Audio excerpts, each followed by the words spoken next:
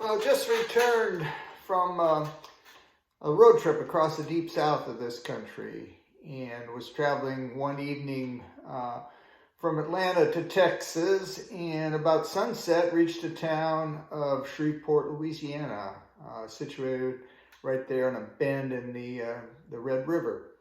And it struck me as a pretty town. Most towns do look a little bit better, a little prettier at sunset, I think. But when I got back to Texas, I started researching Shreveport a little bit.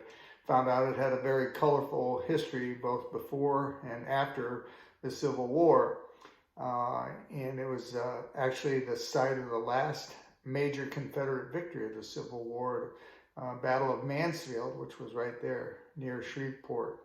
A year after that Battle of Mansfield, Lee would surrender to Grant and Lincoln would be assassinated. But they forgot to tell the rebels and the Union troops that were still fighting near Shreveport. In fact, the fighting continued on for a month before anybody told them. So that was quite a bit of pain and suffering, really in vain.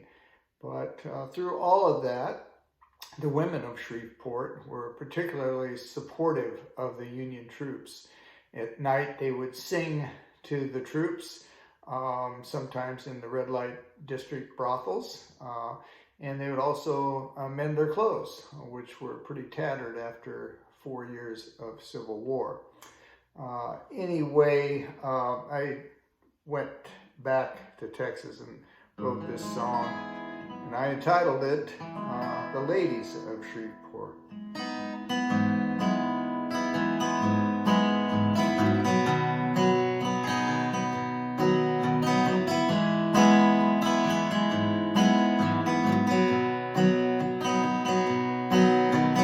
Red River bends on down to the sea,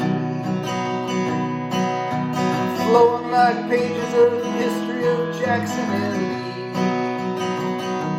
where the Red River met the Texas Trail, where cotton fields and slavery prevailed, and the ladies of Shreveport kept on singing, and the ladies of Shreveport kept on sewing,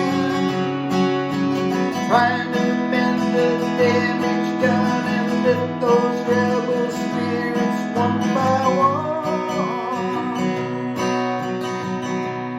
In April of 1864, they all looked like heroes, had the Yankees on the run, headed for the fight.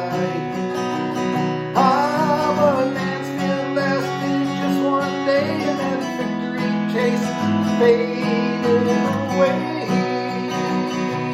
But the ladies of Shreveport kept on singing, and the ladies of Shreveport kept on sewing, trying to mend the damage done and lift those rebel spirits one by one.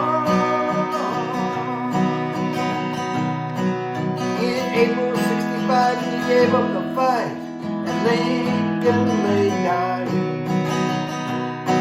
But nobody told the Red River rebels, they just kept on fighting.